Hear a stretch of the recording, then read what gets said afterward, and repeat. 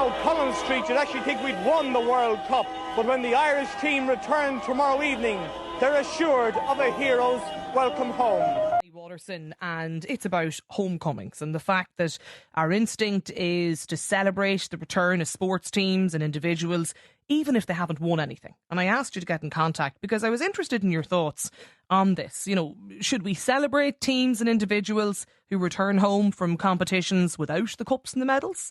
Or do you feel we should get out in force and mark and acknowledge the achievements of those who've represented our country in whatever their field or code on the international stage? And there's a lot of reaction to this. Eoghan Corry, though, is with us on the line because, Eoghan, you think homecomings are a little bit over the top?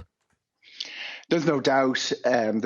Because we've come into this groove that we celebrate. The party for the homecoming becomes much more important than the event we're celebrating. Now, the homecomings have an interesting history. For an awful long time, we underperformed massively in sport. If you look at the differences between the distances between our different Olympic medals, our average for an Olympics is 1.5, compared with the likes of New Zealand or Norway, same population, 14, 15. The years between the Grand Slams that we celebrated this year, we've only 3 of them. So very little to celebrate. So we ended up with, the father and mother of a homecoming. When a soccer team went to the quarterfinals of the World Cup, that wouldn't really be the norm internationally. Going to the quarters, it's not the biggest deal. We were to the quarters of the Euros before in '64 and in the Olympics when it was the World Cup in 1924. Very first homecoming that people in Dublin will remember, and you'd have to go to your granny for this, was Ronnie Delaney when he came back in '56. It was a very bad time. The '50s was very grim. So winning a gold medal in a prime event, which the 1500 metres was, really interesting, politically very interesting. The speech that the politicians made about it's only a few years since we were all on the run. These were the guys and the veterans of the War of Independence. Right. But let's face it, the real thing we're trying to recreate all the time here, and it's nostalgia for the vast party that was Italia 90. The generation that lived through that and jumped in the fountain in O'Connell Street. Con Houlihan, the great sports writer from the Evening Press, said, I missed Italia 90 because I was at the World Cup. Ireland won a couple of matches. We played pretty badly. It was a grim World Cup. It was a lot of scoreless draws. We won a penalty shootout against Romania, and the country went mad. And everybody still sort of lingers. It's in popular culture in Roddy Doyle's writings. But what then happened was interesting. What's wrong with it, though? We're a small country. Should we not celebrate our achievements, even if they're not first or second and we're not in the podium? But acknowledge quarterfinal of the World Cup, perhaps. Barry McGuigan world title. People will now look back in boxing and say the real world featherweight champion of '85 was Zuma Nelson. Winning a triple crown. The homecoming for some of our Olympic medals. Michelle Smith. You have to bless yourself mentioning her name nowadays. But all of that took place against an environment where there was so little to celebrate. But I think what's happened is we're trying to recreate Italia 90 without an Italia 90. 94, the team didn't play well. We got this homecoming, which was the subject of great comment at the time. I remember the Guardian in England running an article saying, what are the Irish exactly celebrating? And that's really the groove we're in since we're underachieving massively in sport, and we have these amazing homecomings. And you're absolutely right. Does it matter? Is the homecoming and the party and, everybody getting excited, is that really what we want?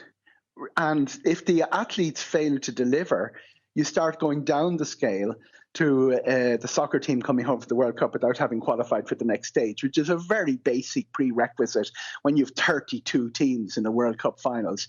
And we're out having a homecoming to celebrate it. Okay. That means the message to me is the homecoming has now become more important than the achievement. That night, I done everything I possibly could to get on the stage that night. Snuck in under by, and I got on the stage, and I'll never forget Richie Connor handing myself and a mate of mine who actually ended up playing football for Offaly.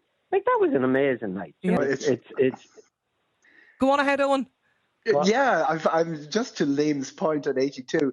That's exactly the sort of homecoming that we'd love to have at an international stage. Winning Kerry's 5 in a row. I was actually on the bus as a journalist with that, and my abiding memory of Tullamore is the nuns from the convent on the roof waving Offaly flags. Liam is absolutely right. And the other major point Liam has made is underachievement. He disagrees with that. That's his point. That's a fair point. But the boxing is the only sport where we are performing at a level that other countries would accept. Norway, Finland, even Scotland's share of the Britain's medals in the last Olympics. They've about 5 million people. We do underachieve for our population massively. The other really important point is we have a great tradition of the homecoming to local towns, and Liam alluded to it. When you win even a junior championship, there's a homecoming to the village. Everybody gets out and celebrate. But what everyone is doing is celebrating the victory. The defeated finalist in the All-Ireland sometimes has a homecoming. There was a massive one for Kildare in 98, and it's an appreciation of what the team did. But when you go out in the quarterfinals, I mean, obviously Leitrim winning a Connacht in 94, that was a huge homecoming. Galway or Mayo probably wouldn't, they win it more often, they wouldn't have it. But you do celebrate the victory. What the real core point here is, how much do you have to win to get a homecoming to Dublin? And even, what message does it send to our national ambition on the sports field if somebody who goes out in a quarterfinal, and Liam's sport, by the way, if a boxer goes out in the quarterfinal as Mick Dowling did with all those expectations in Mexico in 1968, it's a big disappointment. But because boxing has a tradition of winning gold and silver, Fred Teat robbed in 1956, all of that, they don't go around celebrating a quarterfinal because they're used to the podium. And as a nation, what sort of message are we sending to our national ambition if you don't make the podium and you go around with all this celebration?